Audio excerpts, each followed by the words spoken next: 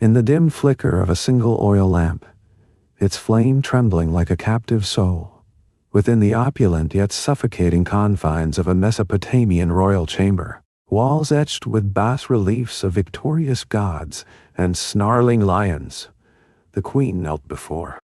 Her husband, the king, his armored silhouette looming like a harbinger of doom on the eve of conquest. His voice, a low thunder of unyielding command, decreed her isolation. 7 nights sealed away, doors barred with waxen seals bearing the roaring Lion of Empire.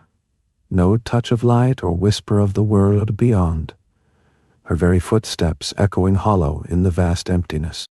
She, once the embodiment of grace in gilded halls where silk-draped courtiers bowed and harps wove melodies of eternalities of eternal dominion, became a specter in her own domain, breathing, yet forbidden to exist, her very presence a potential curse upon the battlefield, her shadow deemed capable of unraveling the threads of fate.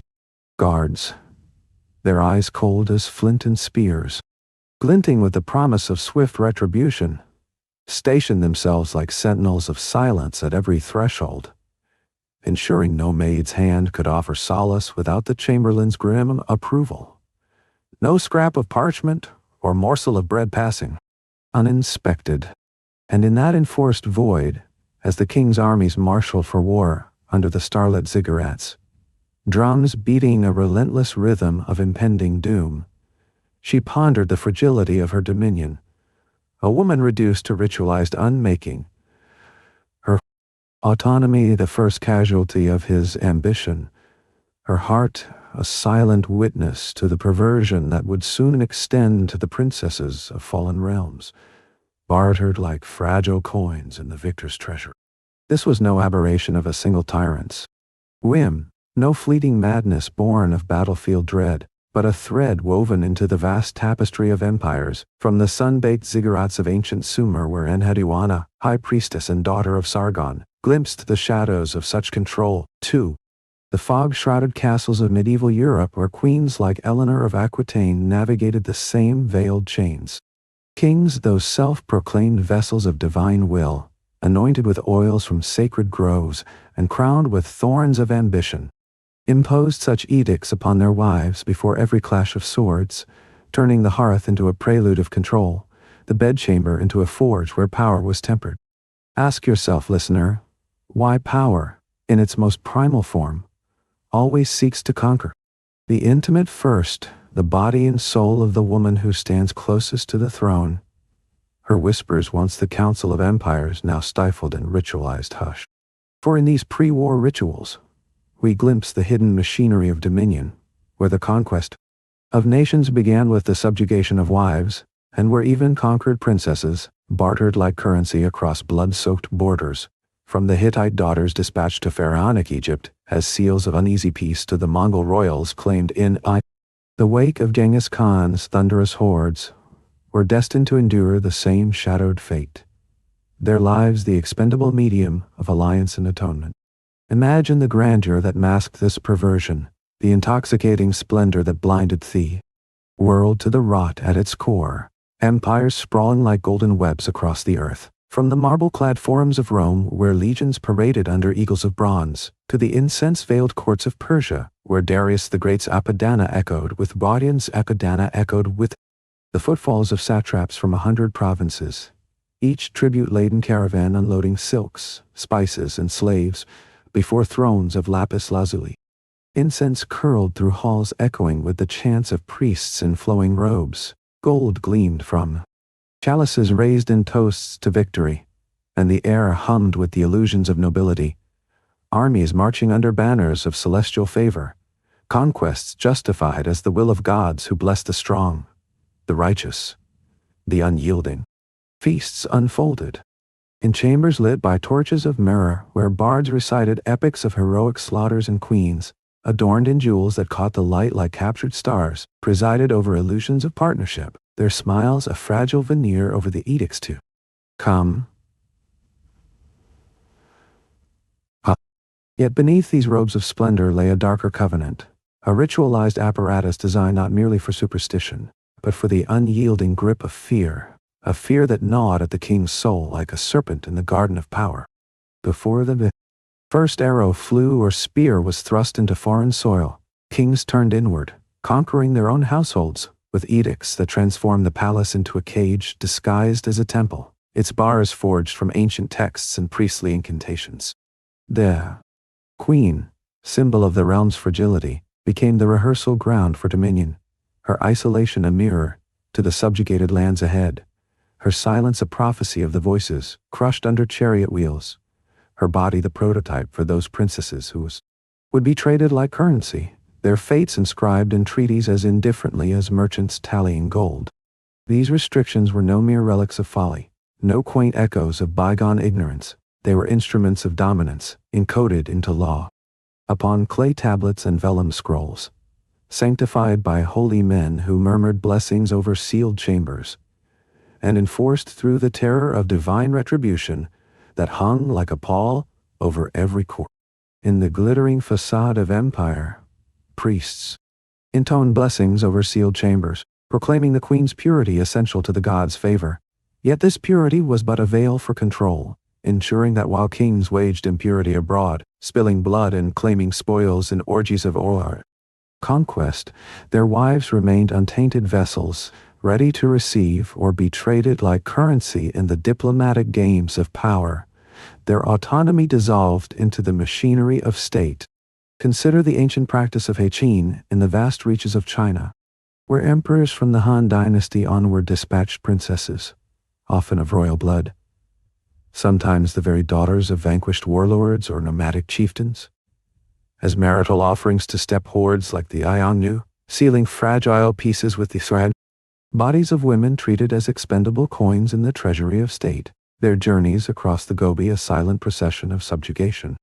Or witness the Mongol conquests, where Genghis Khan and his successors, thundering across Eurasia on horseback, seized foreign royals and captured princesses from the courts of Khwarezm and beyond, integrating them into sprawling harems as concubines or diplomatic pawns, their status bartered for loyalty or mere survival, their former thrones reduced to cushions in the great Khan's yurt, their voices lost in the wind of endless expansion.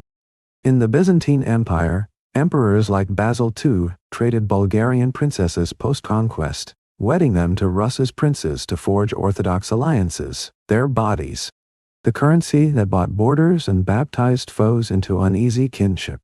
Even in the Aztec realms where Moctezuma's priests oversaw flower wars, noble women from subjugated city-states were offered as tribute, their grace the price of temporary truce woven into the emperor's divine web. In such rituals, the control of women was not incidental. It was the foundation, a perverse preparation where the king's fear of betrayal at home fueled the audacity to treat conquered princesses as chattel, traded across empires to forge alliances or consolidate victories, their lives a ledger of power's insatiable arithmetic. The palace, that supposed sanctuary of marble and mosaic, became the first battlefield, its walls whispering of how power perverts devotion into domination, and how the edicts imposed on queens foreshadowed the defilement of those princesses who fell into the victor's grasp, their autonomy the first and most intimate spoil of war. Now, let us dissect these rituals. With the precision of a surgeon unveiling the rot beneath the skin, layer by layer, incision by incision, for they spanned cultures and centuries, from the cradle of Mesopotamia, where the Code of Hammurabi etched the first shadows of such control, into diorite, to the shadowed thrones of medieval Christendom where papal bulls and feudal oaths perpetuated the chain. We begin with the Edict of Isolation, born in the dust-choked torts of ancient Mesopotamia under kings like Hammurabi, whose laws, etched on towering stelae, demanded absolute seclusion for the queen upon the king's departure, a full lunar cycle of 7 nights and days, her chamber transformed into a tomb of flickering shadows, doors sealed with royal wax imprinted with cuneiform curses and guarded by sentinels who permitted no intrusion save under the chamberlain's iron scrutiny, their halberds a constant reminder of the peril and defiance. No window dared yield to the sun's gaze, no maid's voice pierced the void. She existed as a ghost, her every breath a potential invocation of misfortune for the armies afar, her meals delivered through slits in the door, like offerings to a forgotten deity. This was no mere precaution against wandering eyes or idle gossip. It was a calculated unmaking, eroding her sense of self, ensuring that while the king bartered princesses from conquered realms, like the Hittite daughters sent to Egyptian pharaohs, as peace tokens under treaties carved in the sands of Kadesh, there than that bodies the currency of fragile truces that bought years of border quiet. His own queen remained a pure, submissive emblem of the empire's stability, her isolation a blueprint for the harems where those princesses would languish. Echoed in the Carolingian dynasty under Charlemagne, where queens like Hildegard or Fastrada endured this before Saxon campaigns that drenched the Rhine in blood, the ritual bound her in ritualized silence, a prelude to how captured royal women from Wendish tribes would later be isolated in Frankish convents or courts, their autonomy the first spoil of war, traded in the currency of Christian conversion and territorial gain. In the Ottoman sultans' divans, influenced by these ancient echoes, Valid sultans faced analogous seclusion before Eastern fronts, their golden cages foreshadowing the fate of Balkan princesses bartered post-siege. Deeper still plunges the Vow of Silence, drawn from the opulent halls of Achaemenid Persia, where kings ruled from. Persepolis amid hanging gardens irrigated by qanats and grand epadanas where tribute flowed like rivers, forbidding the queen to utter the king's name or any word evoking his essence, lest her voice carry mystical peril to the battlefield, unraveling the Zoroastrian threads of fate. Words became minefields, whispers, songs, even sighs policed by attendants sworn to Ahura Mazda's purity, with penalties of lashes or exile to remote fire temples enforcing the edict. In Byzantine Constantinople, Empress Theodora bore this mute burden before Justinian's wars against Vandals, her court reduced to gestures and signs crafted by scholars in the Hagia Sophia's shadow, her unspoken counsel lost to the empire's roar. This prohibition extended like a creeping shadow, turning language into an instrument of her imprisonment, while abroad, kings like those of the Norman conquest traded princesses, such as the daughters of defeated Anglo-Saxon lords, wed to Viking warlords for uneasy peaces in the Danelaw's fractious lands, their voices silenced in new realms as the price of survival, their pleas bartered away in the harsh dialect of conquest. In William, the Conqueror's England, Queen Matilda of Flanders faced this pantomime of fraud, quietude before the harrying of the north, her obedience forging an invisible shield for the king's spiritual armor, yet revealing the perversion. A queen's tongue, once a tool of counsel in assemblies of thanes, now a threat. Much is conquered, much is conquered. Princesses' lemons were stifled in the halls of Bayeux, their autonomy dissolved into the tapestry of power. The Sassanid Shahs perpetuated this in their rock-cut reliefs at Naqshi Rustam, where queens like Boran fell silent before Parthian skirmishes, echoing into Islamic caliphates where Rashidun leaders imposed veils of quiet on consorts. The ritual of fasting follows, a somber observance etched into the very soil of the Nile's fertile embrace, where the river's annual inundation mirrored the cyclical rhythm of life and conquest under pharaohs like Ramses II, the Great, whose colossal temples at Abu Simbel, carved into the living rock of Nubia's cliffs, their four immense statues gazing eternally southward, rivaled the pyramids in grandeur and evoked God's unblinking vigilance. Here, in the shadow of these monolithic guardians, the queen was compelled to abstain from all sustenance, save sacred water drawn from the god's own river, Nile-born and blessed by priests in rituals that invoked Hapi's bounty. For 3 grueling days that stretched like an eternity under the relentless sun, her body weakened deliberately as a sacrificial offering to war gods like Montu, the falcon-headed lord of Thebes whose rage fueled the pharaoh's chariots, or the fierce Sekhmet whose lioness fury demanded blood before every clash of bronze. Inspected daily by priestesses clad in sheer linen robes that whispered against the temple's cool stone floors, their bodies anointed with an Kai-Fi incense, a sacred blend of myrrh frankincense and honeyed resins that filled the air with a cloying sweetness, masking the undercurrent of dread. These women scoured the queen for traces of indulgence. Any crumb or sip of forbidden nectar that might invite Set's chaos, the desert demon whose storms could swallow armies whole.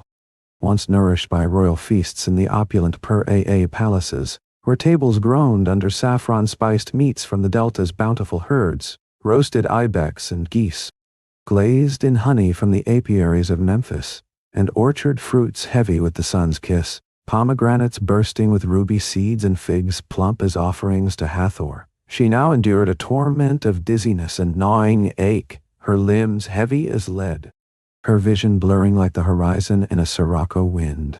This emaciation was paraded as purification in solemn temple processions along the avenues of sphinxes, where throngs of subjects prostrated themselves before her hollowed form borne on a litter of ivory and gold.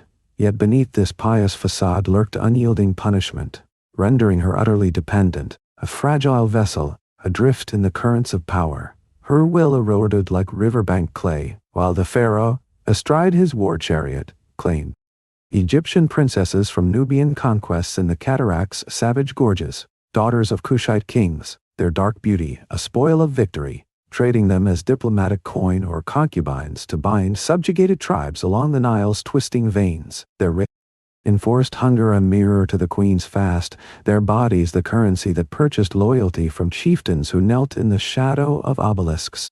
In the annals of Thutmose III, whose campaigns from Megiddo to Mitanni redrew the maps of the Levant, such princesses from Canaanite city-states were dispatched southward as brides to frontier governors, their abstinence ritualized in foreign shrines, to ensure the pharaoh's divine favor endured, a perverse echo of the queen's trial that bound empire through the fragility of flesh. This ritual, far from fading into the sands of antiquity, was revived and transmuted in the Abbasid caliphates under luminaries like Harun al-Rashid, whose Baghdad nights glittered with the domes of observatories, where astronomers charted stars for omens of war, and poets like Abu Nuwas wove verses of wine and longing in the House of Wisdom's lamplit halls, influencing European monarchs through silken trade routes that snaked from the Levant to the sun-drenched courts of Cordoba under the Umayyads, where viziers in turbans of embroidered silk oversaw the fasting of queens in ornate harems, veiled by latticed mashrabiyah screens that filtered the desert light into golden shards. Here, consorts like Zubaydah, the caliph's own wife whose aqueducts quenched Mecca's pilgrims, endured days of deprivation amid cushions of damask and fountains tinkling like distant bells, their fasts a blend of Islamic piety and ancient echoes, water alone from sacred wells, inspected by eunuchs for purity, lest jinn whisper defeat to the armies massing against the Byzantines. Charlemagne's consorts, such as the Lombard Desiderata or the Saxon Leutgard, mirrored this harrowing discipline before the bloodbaths in the Thie. Teutoburg's haunted woods, where ghosts of Varus's legions still stirred the mist-shrouded oaks, their hollowed forms, sustained only by holy water from Aachen's cathedral fonts, blurred the line between piety and cruelty, a grim rehearsal in fire.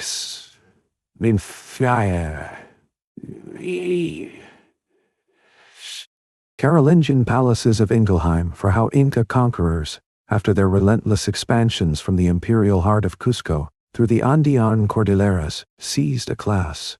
Chosen women of noble beauty, virgins selected from across the Tehuantepecus, vast provinces, from defeated Alias in the High Sierra's terraced fields, treating them as tribute currency in the empire's vast machinery of sun worship and ritual sacrifice. Their abstinence enforced in the shadow of Machu Picchu's,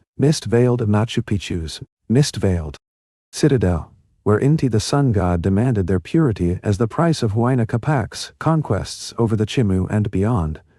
Their bodies bartered to provincial lords as seals of subjugation, hunger the silent chain that linked queen, a captive princess, in the ledger of dominion.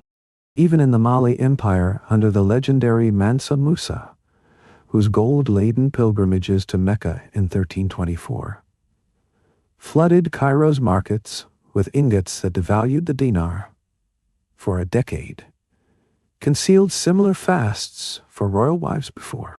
Saharan campaigns against the Tuareg nomads, princesses from the Songhai realms, dark-skinned daughters of Zhao's riverine courts, traded as veils of peace in the caravanserai of Timbuktu. Their deprivation a ritual that sanctified the emperors amplified the emperors. Cavalry charges, ensuring the empire's grip on the salt mines and trade routes, stretched like the Niger's meandering course. Across these distant horizons, the fast transcended borders, a universal instrument of control where the queens weakened. Frame foreshadowed the conquered princesses' fates, their bodies the expendable medium through which empires bartered for eternity, turning sustenance into subjugation and appetite into atonement. Yet the darkness intensifies, plunging us into even more profane depths with the bodily inspection, a Roman legacy forged in the iron will of emperors like Augustus, whose reforms in the Forum Romanum's marble expanse, where the Ara Pacis altar symbolized peace, bought through conquest. Holy Roman Empire's coronations in Aachen's echoing halls, resonant with the chants of Gregorian monks and the clash of Carolingian swords. In these candlelit chambers heavy with the scent of frankincense wafting from bronze thuribles, evoking Thea, temples of Jupiter Optimus Maximus, the queen was stripped bare, her royal garments, silks from the Sirica roads and jewels from the Rhine's hoard, removed layer by veiled handmaidens, her flesh mapped meticulously by priests in embroidered vestments of Byzantine brocade for signs of impurity, bruises blooming like accusations of infidelity's hidden thorns, blemishes or moles interpreted as curses that could doom legions to the underworld's grasp, shades of despater claiming souls. Before the eagle standards even unfurled, skin probed under the flickering glow of beeswax tapers, anointed with sacred oils infused with laurel and myrtle from the Capitoline groves, and unguents scented with nard from Arabian caravans, every curve and contour scrutinized as if the body itself were a battlefield oracle, results hastily sealed in parchments witnessed by nobles sworn to secrecy on the bones of saints, their oaths binding tighter than the chains of the Mamertine prison. Frederick Barbarossa's edicts, proclaimed in the Diet of Roncagia's sun-dappled assembly, mandated such holy men, bishops from Mainz or Trier, for these examinations before the Third Crusade's fiery paths through Anatolia's scorched plains, projecting the king's insecurities onto her form like the elongated shadows cast on Trajan's column, where spiraling reliefs chronicled Dacian wars in eternal stone. In Justinian's Corpus Juris Civilis, the monumental legal code compiled in Constantinople's Scriptoria amid the Hagia Sophia's golden domes, allusions to such scrutiny for imperial consorts abound, woven into the digest's tomes, like threads in Ravenna's shimmering mosaics, depicting Theodora's courtly splendor, masking intimate tyrannies, while Eleanor of Aquitaine, that tempestuous duchess whose troubadours sang of courtly love in Poitiers' sunlit halls, endured analogous humiliations in Anjou's stone keeps, drafty fortresses overlooking the Loire's silvery flow, before the fractious inheritances of Aquitaine's vine-clad domains ignited the Angevin fires. This defilement of dignity, a violation that stripped not just cloth but the soul's last veil, foreshadowed the fate of conquered princesses with chilling precision like those Visigoth daughters, fair-haired scions of Alaric's bloodline, married to Frankish kings in the wake of Rome's sack in 410's cataclysmic fury, their bodies inspected and claimed as seals of victory during Clovis's baptisms in the Seine's chilly waters, traded in the brutal economy of peace that redrew Gaul's maps from the Pyrenees to the Rhine, their purity the currency that baptized pagan warriors into the Merovingian fold. Societies from the plebeian forums to the senatorial villas whispered of plagues summoned by impure queens, bubonic shadows in the aqueducts or fevers from the Tiber's banks, omens divined in the steaming entrails of sacrificial lambs on the Capitoline. Yet it was the king's fear, raw and unadorned, of her autonomy, potential betrayal in the quiet hours when the palace slept and ambitions stirred like embers, that turned inspection into ritualized violation, a profane sacrament where flesh became the altar of dominion. This prelude extended to how Ottoman sultans, heirs to Byzantine and Persian legacies, post-conquest in the Balkans' mist-shrouded mountains, examined Circassian princesses, captives from the Caucasus' wild vales, their emerald eyes, a prize of Mehmed II's cannons. In the top copies, seraglios, labyrinthine halls of marble and tile, where fountains murmured secrets, their purity the currency of harem integration, bartered to bind the Janissaries' loyalty, or seal pacts with Crimean Khan's id. In the Mughal courts of India, where Akbar the Great's fate Pur Sikri gleamed with red sandstone minarets, similar inspections veiled Rajput princesses, traded after sieges like Chittorgarh's fall, their bodies the intricate seals on alliances that wove Hindu and Muslim threads into the subcontinent's tapestry. Across these empires, the inspection evolved as a moral scalpel, dissecting the queen's form to preempt rebellion, while conquered princesses, from Scythian steppes to the Amazon's fringes, endured the same scrutiny upon their isle. Bartering their intimacy the first territory claimed, their dignity the sacrificial lamb on power's unquenchable pyre. In the Aztec codices of the Florentine manuscript, noble women from Texcoco faced ritual probings before flower wars, their unmarried skin the tribute that fueled Montezuma's expansions, echoing the Roman rite in Tenochtitlan's teeming canals. Thus, the bodily inspection stands as a monument to perversion, where the king's dread of a woman's untrammeled will transform reverence into ravishment, and the traded princess's forms became the eternal echo of that first intimate conquest, their lives inscribed in the blood ink of history's forbidden scrolls. The Vigil of Surveillance tightens the noose further.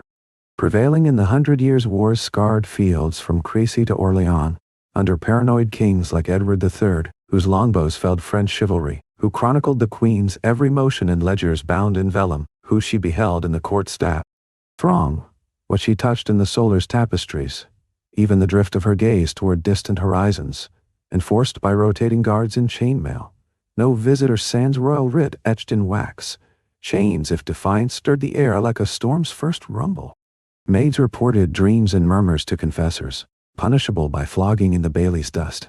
Philippa of Hainault suffered this panopticon before the Scottish marches, her chamber a prison of paranoia, chronicles by Froissart detailing meals and attire scoured for hidden missives from Flemish spies. In Charles VI's France, amid the madness of Agincourt's mud, Queen Isabeau of Bavaria knew this unyielding watch, blessed by priests against sorcery's whisper in the Louvre's vaults. Reports raced to front lines by courier on swift palfreys, infantilizing her soul, much as medieval conquerors, after sacking realms like Constantinople in 1204's Latin Fury, surveilled captured princesses like the Comnene daughters, bartered in dynastic marriages to Venetian doges to quell continental fires, their every step a ledger entry in the victor's dominion, their whispers the currency of fragile Venetian trade pacts. In the Tudor courts, Henry VIII's paranoia echoed this before Scottish borders. Anne Boleyn's motions tallied like debts.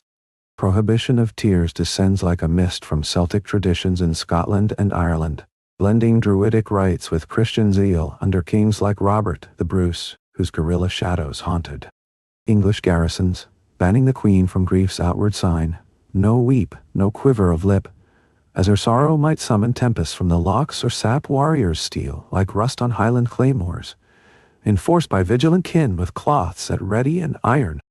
Resolve. Elizabeth de Burgh masked her anguish before Bannockburn's bloody dawn. Face a stoic veil amid the heather. Violations brought dungeons damp with Highland mist or scolds' bridles, iron muzzles damning emotion as crime against the clans. Covenant. Lore tied tears to banshees wailing from ancient barrows and omens of rains that bogged armies in the bogs, yet it exposed the perversion, glorifying internalized torment in ballads sung by bards in firelit halls, while Bruce's victories saw Irish princesses under O'Neill dynasties traded as peace currency to Plantagenet envoys, their tears prohibited in new courts to preserve the conqueror's illusion of unassailable might, their silent suffering the seal on Ulster's contested borders. In the Welsh marches under Llywelyn the Great, such prohibitions veiled Gwenllian Ferch Llywelyn's fate before English incursions. Solitary slumber cloaks the night in further dread, a Germanic staple in the Holy Roman Empire under Otto the Great, whose Saxon roots tangled with Italian vines, adopted by Plantagenet England from Angevin sprawl to the Wars of the Roses' crimson fields, where the Queen bedded alone in brocaded four-posters hung with velvet from Flemish looms, linen. Dawn inspected by chamberlains for intruders' scents or self-indulgent traces, polluting the king's essence with nocturnal defilement. Henry II bound Eleanor thus before Irish forays into the Green Isles, guards patrolling with rune-chained posts and a wolfhound sniffing for betrayal in the rushes. Theophanu endured eunuch vigils before Otto's Italian marches against Saracen strongholds. Dreams confessed as omens to astrologers in tower observatories, punishments, sleep denial in chill antechambers, or chastity oaths sworn on reliquaries, preserving vital force, societies believed, lest incubi drain the realm's vigor. Conquered princesses, like those from Sasanian elites seized in the Arab conquests of the 7th century, slumbered solitarily. In harems of Damascus and Baghdad, their knights bartered into the caliph's currency of control, their solitude the price of integration into Umayyad opulence. In the Byzantine reconquests, Anna Komnene's chronicles hint at such vigils for imperial consorts. And now the final revelation, the one that will shock you to the marrow, unraveling the last thread of illusion. The Oath of Immobility, forged in medieval Spain's intrigue-laden annals under Alfonso X el Sabio. The wise codified in the Siete Partidas legal tomes that shaped Iberian law, compelling the queen to freeze as marble for the campaign's duration. Weeks of paralysis on throne or bed draped in ermine, unable to rise, gesture, or shift gaze from the fixed icon before her. Fed gaze from the fixed icon before. By spoon in tepid broth from golden bowls, physicians charting her pulse like a captive deity, bound to Amaterasu's unblinking eye. Violent of Aragon posed thus before the Reconquista's thrusts into Moorish Granada, an offering to Santiago Matamoros. In cathedrals echoing with Crusader hymns, in Jerusalem's Crusader kingdoms amid the Levant and sun-blasted walls, Melisande of Jerusalem knew this inertia as divine order warding chaos from Saladin scimitars. Slings and cushions supported her form. Against the stone's chill, twitches met with flagellation by silent friars. Physical cramp mirroring mental annihilation, objectifying her utterly into a living idol. This was the emotional nadir, exposing not fear of enemies across the seas, but a foe. Her autonomy, kings, trembling at a woman's independent will that might whisper rebellion or withhold loyalty, ritualized her into imprisonment, lest she ignite the spark of uprising in the court's hidden corners. Conquered princesses traded like the Carthaginian daughters bartered in ancient African pacts under Hannibal's shadow or Mongol royals claimed post. The siege of Baghdad in 1258's cataclysm faced this immobility upon integration into the Ilkhanate's tents, their bodies the ultimate Sultanate's tents. Currency frozen in the empire's unyielding grasp, their stillness the covenant that bought Hulagu's fleeting mercy. In the Timurid realms, where Tamerlane's pyramids of skulls marked his path, such oaths bound Central Asian princesses traded assi, veils of empire. In this perversion, power's true terror lay bare. The wife's potential freedom, more threatening than any horde or host, turned into a covenant of stillness, a final unmaking that echoed through the ages. What kind of civilization? You must ask yourself in the quiet hours when history's ghosts stir, inaugurates its wars by silencing its women, by forging rituals that cage the soul before the sword ever tastes blood, by reducing queens to specters so that princesses might be bartered without remorse. These pre-war edicts, this apparatus of control woven from fear and sanctified by faith, echo through time as a timeless warning. Power, unchecked and insatiable, perverts devotion into domination, rituals into unyielding, cages that bind not just bodies, but the very essence of humanity. And the most defenseless, queens and conquered princesses alike, from the Nile's banks to the Volga's steppes, into mere currency for empire's insatiable hunger. Their lives tallied in Asia's to Nurshri, the grim account books of conquest. Consider how, in the shadow of these practices, royal women were bartered across ancient and medieval divides, from Chinese Haitian alliances that sent Han princesses into Ion yurts as bonds of Silk Road peace, to Frankish Visigoth unions post the fall of Toledo, where Theodoric's daughters sealed Gothic thrones with Merovingian gold, their bodies the fragile seals on treaties forged in conquest's fire, enduring the same rituals in foreign courts that had unmade their mothers. It reveals the moral weight of history's silences, where fear masquerades as piety in temple smoke and cathedral nave, and dominion devours intimacy like a flame-consuming parchment, leaving only ashes of autonomy. Ponder the non-why fragility of such systems, how one unspoken word, one uninspected tear, might have toppled thrones, yet the weight of tradition crushed it before it could rise. If this narrative has unsettled you, if it has pierced the veil to remind how easily grandeur conceals cruelty, how the glitter of crowns hides the chains of control, then share it, unearth it for others in the digital halls of our own age, let it ripple like a stone in the pond of forgotten truths. For history redeems only what it remembers, stripping away disguises of myth and marble to amplify the voices power sought to erase, the whispers of queens and princesses, traded like fleeting coin.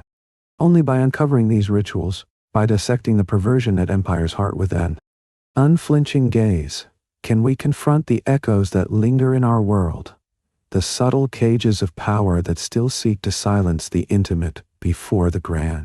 In remembering, we honor the unmade, and in honoring, we forge a covenant against the dominion that would trade souls for thrones once more.